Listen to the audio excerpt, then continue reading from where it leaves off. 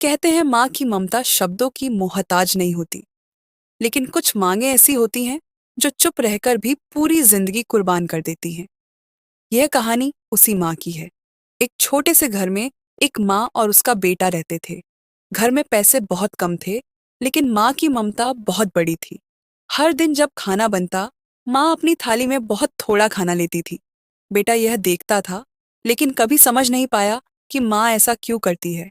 कई बार बेटा सोचता था कि शायद माँ को भूख नहीं लगती, क्योंकि हर बार माँ यही कहती थी कि वह खा चुकी है। लेकिन सच्चाई यह थी कि माँ को भूख लगती थी, बहुत ज्यादा भूख लगती थी। फिर भी वह अपनी भूख को अपने बेटे के भविष्य पर कुर्बान कर देती थी।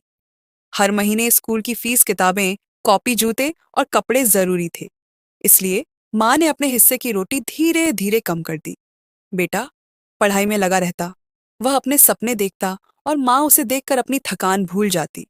उसे यह एहसास नहीं था कि जिस थाली में वह पेट भरकर खाता है, उसी घर में उसकी माँ कई रातें भूखी सोती है। एक दिन बेटा स्कूल से जल्दी घर लौट आया।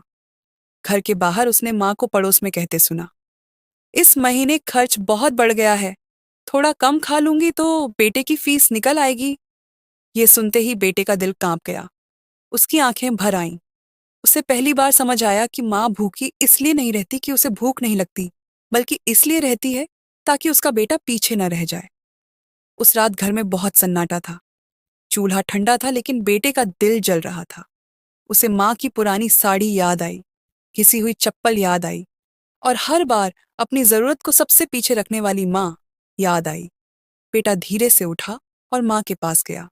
माँ लेटी हुई थी, लेकिन उसकी आंखों में नींद नहीं थी। बेटे ने कहा, अगर तुम आधा खाओगी तो मैं भी आधा ही खाऊंगा।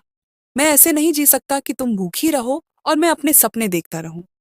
माँ ने बेटे को अपने सीने से लगा लिया। उसकी आंखों से आंसू बहने लगे। वह बोली, आज तू समझ गया, आज मेरी भूख सच में मिट गई। उस दिन के बाद माँ ने खाना पूरा खाना शुरू किया, और बेटे ने सिर्फ किताबें नहीं, माँ की थाली भी पढ़नी शुरू कर दी, क्योंकि वह जान गया था कि माँ अपनी भूख कभी नहीं बताती। उसे भरोसा होता है कि एक दिन उसका बच्चा खुद समझ जाएगा। और जिस दिन बेटा समझ गया, उस दिन माँ की सबसे बड़ी जीत हो गई। शायद इसी को माँ कहते हैं, जो खुद भूखी रहकर भी अपने बच्चे को दुनिया की सबसे बड़ी दौलत दे देती है।